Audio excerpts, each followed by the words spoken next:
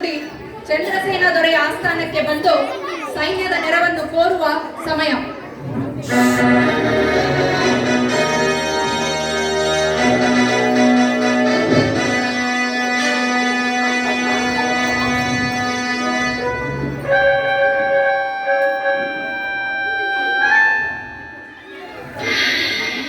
ಕನ್ನಡದ ಕುಲಪುತ್ರರೇ, ಕರ್ನಾಟಕವು ಇಲ್ಲಿಯವರೆಗೂ ಸ್ವತಂತ್ರವಾಗಿ ಮೆರೆಯುತ್ತಾ ಬಂದಿತ್ತು. ಈಗ ಕಿತ್ತೂರು ಸಂಸ್ಥಾನ ಪರಕೀಯರ ಪಾಲಾಗಿ ಹೋಯಿತು. ಕಿತ್ತೂರ ಕೇಸರಿ ಎಂದು ಬಿರುದು ಗಳಿಸಿದ್ದ ತಾಯಿ ಚೆನ್ನಮ್ಮನವರು ಎಡೆಮುರಿದ ಹಾವಿನಂತೆ, ಪಂಜರದ ಗಿಳಿಯಂತೆ ಸೆರೆಮನೆಯನ್ನು ಸೇರಿದರು. ಅವರು ಹಾಕಿದ ತುತ್ತುಕು ಉಂಡು ರವಿ ಉದಯದಿಂದ ರವಿ ಅಸ್ತಮದವರೆಗೂ ಊಟ ನಿದ್ರೆಗಳ ಲಕ್ಷ್ಯವೂ ಇಲ್ಲದೆ ಯಾವ ಕಿತ್ತೂರಿನ ಮೇಲೆ ಹಾರಾಡುತ್ತಿರುವ ಆಂಗ್ಲರ ಧ್ವಜವನ್ನು ನೋಡಿ ಅದನ್ನು ಕೆಳಗಿಳಿಸುವ ಕನ್ನಡಿಗರು ಯಾರು ಹುಟ್ಟಲಿಲ್ಲವೇ ಎಂದು ಕಣ್ಣೀರಿಡುತ್ತಿರುವ ಆ ತಾಯಿಯ ಮಹದಾಕಾಂಕ್ಷೆಯನ್ನು ಈಡೇರಿಸಬೇಕೆಂದು ಮತ್ತು ದಿನದಿನಕ್ಕೂ ಒಂದೊಂದಾಗಿ ನಮ್ಮ ಸಂಸ್ಥಾನಗಳನ್ನು ಹಿಡಿದು ನಮ್ಮ ಸ್ವಾತಂತ್ರ್ಯವನ್ನು ಕಬಳಿಸುತ್ತಿರುವ ಆ ಆಂಗ್ಲರನ್ನು ಕರ್ನಾಟಕದಿಂದಲೇ ಓಡಿಸಬೇಕೆಲ್ಲ ಮಹತ್ವಾಕಾಂಕ್ಷೆಯಿಂದ ತಮ್ಮಲ್ಲಿ ಸೈನಿಕನ ನೆರವನ್ನು ಯಾಚಿಸಲು ಬಂದಿರುವೆನು. ತಾವು ದೊಡ್ಡ ಮನಸ್ಸನ್ನು ಮಾಡಿ ಈ ಪವಿತ್ರವಾದ ಕಾರ್ಯಕ್ಕೆ ತಮ್ಮ ನೆರವು ನೀಡಬೇಕು ತಮ್ಮಲ್ಲಿ ಪ್ರಾರ್ಥಿಸಿಕೊಳ್ಳುತ್ತೇನೆ. ನಿಧಾನವಾಗಿ ಮಾತನಾಡು. ನಾನು ಒಕ್ಕಲ ಬರ್ಮನೆಂಬ ಪುಂಡನ ಪಂಜರದ ಗಿಳಿಯಾಗಿದ್ದೇನೆ. ನನ್ನ ಅರಮನೆಯ ಸುತ್ತ ಅವರ ಸೈನಿಕರ ಕಾವಲು ನಾನೇನು ಮಾಡದವನಾಗಿದ್ದೇನೆ. ಧರ್ಮ ಅವನಿಯಾದ ಪುಂಡ ಪ್ರಭು ಅವನಿಗೆ ನೀನಾಗಿರುವುದು.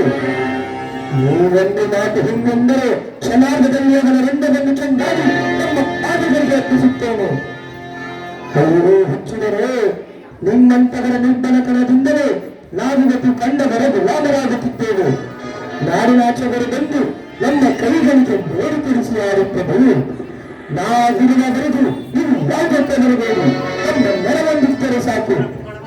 ಯಾವುದೇ ಸ್ವಾರ್ಥದ ಗುರಿಯೂ ಇಲ್ಲದೆ ನನ್ನ ಪ್ರಾಣವನ್ನು ಪಣವಾಗಿ ಸಿದ್ಧನಿದ್ದೇನೆ. ಮಹಾಪ್ರಭುಗಳೇ, ತಮ್ಮನ್ನು ಕಾಡುತ್ತಿರುವ ಪರಮಣ ಬಿಡಾರಕ್ಕೆ ನಾಳೆಯೇ ಮುತ್ತಿಗೆಯನ್ನು ಹಾಕಿ ಅವನ ವಂಶವನ್ನೇ ನಾಶಪಡಿಸುತ್ತೇನೆ.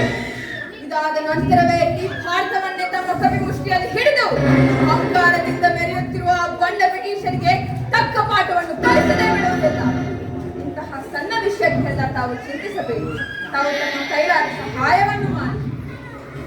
ಇದು ಸಾಧ್ಯವೇ ರಾಯಣ್ಣ? ನೀವು 3-4 ಜನ ಸಾವಿರಾರು ಶಸ್ತ್ರಸಜ್ಜಿತ ಸೈನಿಕರೆದರು ಏನು ತಾನೇ ಮಾಡಬಲ್ಲಿರಿ? ಪ್ರಭುಗಳೇ, ತಾವೇ ಈ ರೀತಿಯ ಧೈರ್ಯ ತಂದುಕೊಂಡರೆ ನಮ್ಮ ನಾಡು ಉಳಿದೀತೆ. ಈ ಪವಿತ್ರವಾದ ಕಿತ್ತೂರು ಸಂಸ್ಥಾನದ ಗದ್ದುಗೆ ಅನ್ಯರ ಅವಿವೇಕಿಗಳ ಪಾಲಾಗದಂತೆ ಎಚ್ಚರ ವಹಿಸುವುದು ನಮ್ಮಗಳ ಕರ್ತವ್ಯವಲ್ಲವೇ? ಸಾಮ್ರಾಜ್ಯದ ಉಂಟು ಅದರ ಋಣ ತೀರಿಸದೆ ಹೋದರೆ ಅಂತಹ ಜನ್ಮ ನಾಳೆಗೆ ತಲುಪಿಲ್ಲವೇ? ಒಗ್ಗಟ್ಟಿನಲ್ಲಿ ಬಲವಿದೆ ಎಂಬ ನಾನುಡಿಯನ್ನು ನಾವು ಕೇಳಲಿಲ್ಲವೇ? ನಾವು ಅಧೈರ್ಯ ಪಡಬೇಡಿ, ನಮ್ಮ ಕೈಲಾದ ಸಹಾಯ ಮಾಡಿ. ರಾಯಣ್ಣ, ನೀವು ಈ ಪುಂಡನ ದಾಸ್ಯದಿಂದ ನನ್ನನ್ನು ನಿಯುಕ್ತನನ್ನಾಗಿ ಮಾಡಿ. ಈ ಎಲ್ಲ ರಾಜ್ಯ ನಿಮ್ಮದೇ. ಪ್ರಸಂಗದಲ್ಲಿರಲೆಂದು ಮುಕ್ತ ಖಜಾನೆಯಲ್ಲಿ ತೆಗೆದರಿಸಿದ ಹಣವನ್ನು, ಹೆಂಗಳಿಯರ ಆಭರಣಗಳನ್ನು ಸ್ವಾತಂತ್ರ್ಯ ಸಂಗ್ರಾಮಕ್ಕೆ ಸಮರ್ಪಿಸುತ್ತೇನೆ. ಆಯ್ಕೆ? ಸಂತೋಷವೇ? ಪ್ರಭುಗಳೇ, ನಮಗೀಗ ತುಂಬಾ ಸಂತೋಷವಾಯಿತು.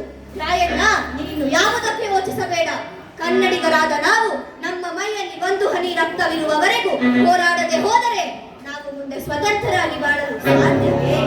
ಅರೆ, ನಾವಿನ್ನು ಆಂಗ್ಲರೊಡನೆ ಎದೆಗುಂದದೆ ಹೋರಾಡೋಣ. ಬೆಂಬಲಕ್ಕೆ ನಾನು ಬರುತ್ತೇನೆ.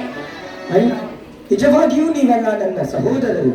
ಒಬ್ಬ ಪಾಳೆಗಾರ ತನ್ನ ರಾಜ್ಯವನ್ನು ವಿಸ್ತರಿಸಬೇಕೆಂದು ಹೊರಚು ಹಾಕುತ್ತಿರುವಾಗ ನಾಡಿನ ಹಿತಕ್ಕಾಗಿ ತಾವುಗಳು ಸಲ್ಲಿಸುತ್ತಿರುವ ಈ ಸೇವೆಗೆ ನಾನು ಚಿರಋಣಿಯಾಗಿದ್ದೇನೆ. ತಮ್ಮ ಈ ಸಹಾಯವನ್ನು ಆ ಜನ್ಮ ಪರ್ಯಂತ ಮರೆಯಲಾರೆ. ಕೆಲಸವಲ್ಲ, ಇದು ನಮ್ಮ ರಾಜ್ಯದ ಗೌರವದ ಪ್ರಶ್ನೆ. ಇದರಲ್ಲಿ ಪಾಲ್ಗೊಳ್ಳುವುದು ಕರ್ನಾಟಕದಲ್ಲಿ ಹುಟ್ಟಿದ ಪ್ರತಿಯೋರ್ವನ ಕರ್ತವ್ಯ. ಆಗಿಲ್ಲವಾದರೆ ಸಾವಿರಾರು ಮೈಲಿಗಳ ದೂರದಿಂದ ನಮ್ಮಲ್ಲಿಗೆ ಬಂದು ನಮ್ಮ ಒಂದೊಂದು ನಾಡನ್ನು ಕಬಲಿಸುತ್ತಿರುವ ಆ ಆಂಗ್ಲರನ್ನು ನಮ್ಮ ದೇಶದ